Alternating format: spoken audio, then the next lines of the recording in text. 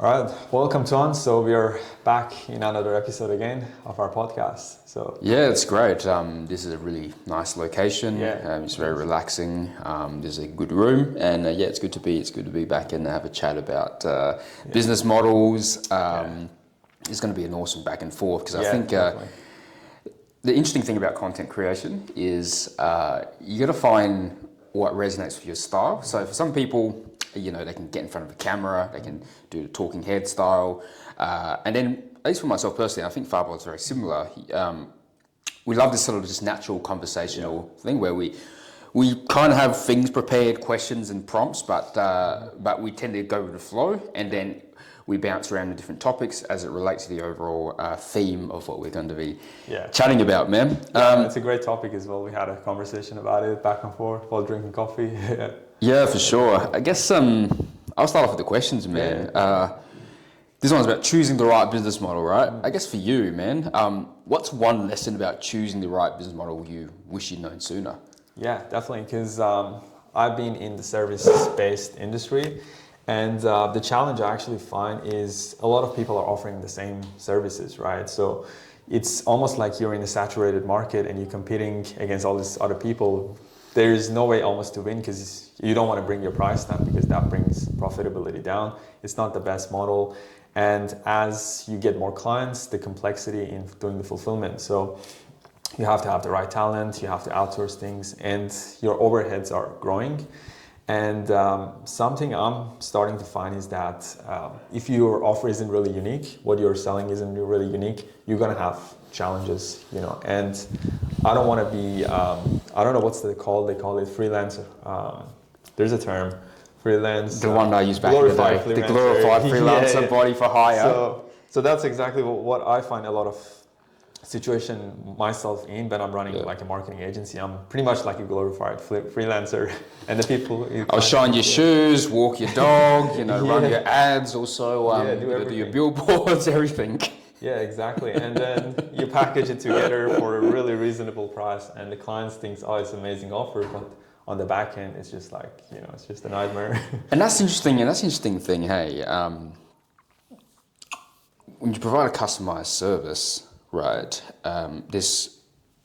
Depending on the resource, how you allocate your resources and the constraints, there's only so many clients that you can take, and the scalability is quite complex. Yeah. So then on the other side of the spectrum, the really only one way of scaling much more easier is before we even talk about the actual deliverable and the mechanism, let's take a step back, right? You're starting to realize the marketing agency space, not only is it competitive because it's commoditized, it's basically, it reverts to marketers providing marketing services to marketing professionals.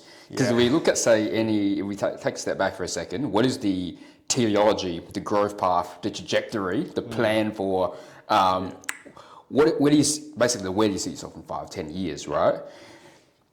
You start off with whatever it is. You could sell to dentists, you can sell to med spas, sell to real estate agents, but really, where does that growth path head? You're basically marketers selling marketing services to marketing professionals, right? Exactly. In a very similar way to coaches who are selling coaching to other coaches. And some services are more complex, some niches, right? Let's say dentist or, One thing I find challenge with dentists was because they had their clients, they wanted the veneers, the tooth implants, they wanted those case studies or testimonials.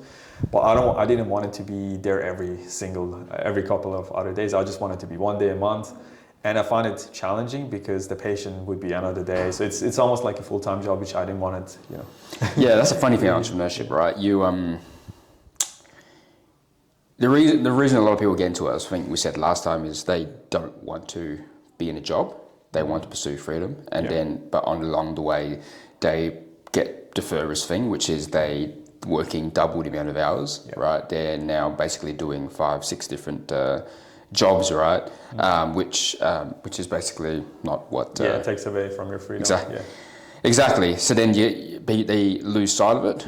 Whereas I think it's always important to always take a step back and think and ask yourself, what is it that you want, right? You want freedom, you want that lifestyle, right? You want to disconnect from time for money, the exchange of time for money and your labor, because labor is cheap, right? And it's clear that hard work, hard work is not going to get you rich, right? Hard work is not going to get you to freedom, because if that was the case, then there are millions, if there are billions of people who work harder than any of us ever would if you're living in the first world, right? But that's not part of the equation, right? So if we take a step back, it's really the vehicle you find yourself in. It's the business model. Like basically we spoke about this, and I think having the right business model is key, because we all have all these skills, right? The marketing skill, whether that's content creation, whether that's running ads, go high level, things like that, right? But if we don't pick the right business model, then it's just like we are like competing against these other marketers, right? So we're just in this pool of, competitiveness. And I think you just have to be unique in our approach. That's what I find. Even I'm studying about all this stuff where, let's say you introduce an AI tool or a product in your service delivery, you just make it really sound good and interesting to your clients, then people are buying to that. Whereas if now you just say, hey, I run your ads, or hey, I just do video content for you, or hey, I just train your sales, and people aren't really, because they heard it so many times, right? So exactly. So there's a few things that if I reflect back on, that, because there are periods in the journey where, why is everything so easy, right? There are periods of the journey where, for instance, for about 4 years when I was running the Kindle publishing business, I was living that, let's say, 2 to 4 hours digital nomad life, right? And it was easy. And the reason it was easy is because the platform was leveraged. Why was it leveraged? Because we were publishing books on Amazon, right? The biggest search traffic in the world. And people come on there with the intent to not to search, browse around. They're with the intention to buy stuff, right? So if you put the right books in front of them, right, you're basically diverting the avalanche of the waterfall of people who are looking into your direction, right? And it's a great way of getting your feet wet, right? Learning the skills, publishing the books, putting it in front of them, and obviously it's a digital product. So this is basically what Navarro Ravikant calls zero marginal cost of replication. You put the initial investment into the book, you promote it, you put it in front of the right people, and then organically every single month you get semi-passive income, right? The challenge as part of the equation that I learned in my it's an early lesson, is not relying on one platform, one distributor, one whatever it might be. In this case, it's Amazon, because if they might change their algorithm or their policies, and if you're not compliant or you fail to adapt or to change to that quickly enough, or to resolve those things, then you basically fall flat, right? But I come from a very interesting experience where I know what the freedom feels like for about 4 years. But there's always that one thing in the back of my head, right? Which is, I don't own this thing, right? I don't own this. Like, I'm living on, if I reflect in hindsight, I'm living on borrowed time. And it's like, in your 20s, you don't think this far ahead. You're thinking, woo, I'm in Thailand, now I'm in Europe, Did you get bored after? Like, let's say 2-3 weeks you're in a holiday. Oh, fuck yeah, dude. I remember after spending a couple of months in Chiang Mai, I went down to the South Islands in Koh Phangan, which is where they do the full moon parties every single month, right? Now, that island, man, there's like no coppers there, right? The entire island's like run by like the gangs. It's self-run and everything. It's crazy. But anyway, every night of the week there's something on. There's like jungle party. The next night's like a boat party. Then there's half moon party and there's full moon party. It's nuts, right? So you stay in these villas like by the beach, and you meet like people from all parts of the world. But it's really, I remember the first 2 weeks I said to my friend, dude, we've made it, laptop money, this and that. And we really had a little bit too much fun, right, during that time period. But around over several weeks of being there, I woke up, and I literally thought this one day when I was by the beach, right, next to the Phang Yan Arena, where they have amazing pool parties. So I had my laptop, and there was a beach. And by the way, like, when anyone ever sells you that, you can be a laptop by the beach, like, the reality is actually a lot different, right? You get sand everywhere, it's windy, you can't fucking see shit, like the brightness, it's up and everything, and you're like, you can't get shit done, right? But anyway, I was just thinking there myself, this this fucking sucks. Like, this is the same thing every morning. You wake. I mean, it sounds cool for like a holiday, but imagine you wake up the same thing every day. You're staring at a beach. It's the same fucking pina colada drink, or it's the same mojito. It's the same like thing, and it's the same reality, right?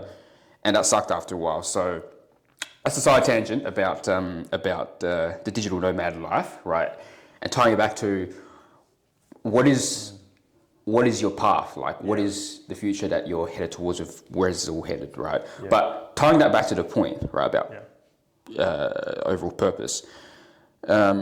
Any time that you don't own the platform, the distribution, or the means of doing so, you're giving your power away to something else, right? Yeah. So exactly. You have to start like building and look at different avenues, like how you can actually build something. You did mention like having your own software. I guess that could be like potentially an interest that you know. Yeah, that's it's an interesting thing because especially 2024 onwards, we were just talking about this earlier. Yeah. No code, tech, and AI has really reduced the barriers of entry to SaaS, right? I guess maybe. I guess in terms of in the past, we've seen this, right? Rise of AI, technology is the way of the future, this and that. But I guess for you, what sort of held you back from probably jumping into or exploring it yourself? Yeah, in terms of like service or software, I guess software in general, AI, that kind of thing. Yeah, because I've been using software like ChatGPTs and AI tools almost like on a day-to-day basis, like when I need it for help with copywriting, some ideation, things like that. But I guess like coming up with a business idea that circulates around that could be interesting to the market. I think that could be the challenge. But like in terms of service, I think it's easier. Like let's say, hey, this is the AI tools. Rather than you creating the software, you just say, hey, our services is an AI product, which let's say does the copywriting, does the triage intro calls. That is easier to sell, I'm thinking, because rather than you actually building the software, you outsource it or you white label it. The challenge I find that hold me back is actually, let's say, building the software from scratch, right? So that's where I guess the challenge is. Yeah. I have the same thoughts, right? Because the thing that's always held me back from, because 10 or 15 years ago, the barrier of entry to software is so much higher, right? You need to pay developers, you need to fork out tens of thousands, hundreds of thousands, depending on the complexity. Before you make any money, basically. Exactly, right? And then you'd need to raise a bunch of money from venture capital, you need to have the idea and so on. But the rise of no code has basically reduced the development cost down to practically almost zero, right? Which means that the barrier of entry is down. So then anyone who's like who's non-technical, which we consider ourselves and probably a lot of entrepreneurs watching this, right? It gives you that opportunity now of, wow, okay, we can tap into this game, which leaves the most important part, which is ideas, right? Validate the idea and so forth. Which, if we can define that the model is powerful, which is SaaS. So really, the most powerful skill to develop is relate back to what is the problem we're solving. Yeah, that's what I was going to ask you. Like, what do you think is the missing piece? I guess, like, let's say you want to build a great SaaS company or software. Is it like the ideation or leadership, like bringing people together? So is that like, what do you find is the answer? I think we actually discussed this just outside, actually. Yeah. And I'll relate my story to about my old real estate agency to prove this point here. Leadership and the right pieces or the people in the process that you need becomes a lot easier to connect in place once you have a very clear idea of what the vision is that you're trying to achieve. Exactly. And that vision, that North Star, needs to be based on something extremely clear, a vein in the marketplace, like a gap that can be exposed, right? It's hard to do it the other way around where you're putting the pieces together, but the pieces don't quite connect, right? So I'll give you an example. In 2020, when shit hit the fan with the world, and like I said, I came off of 4 years of my Kindle business and this come to an end, right? And then finding myself being in Adelaide and living with my family for probably the longest time since my early 20s, I found myself in this situation of what's the next step from here, right? So having that blank slate, I started doing market research, right? So at the time there, I've invested a bunch of different programs and courses, and I thought, okay, so the action plan would be let's interview a bunch of real estate agents. So I interviewed 10 to 20 of them to find what the actual problem was, okay?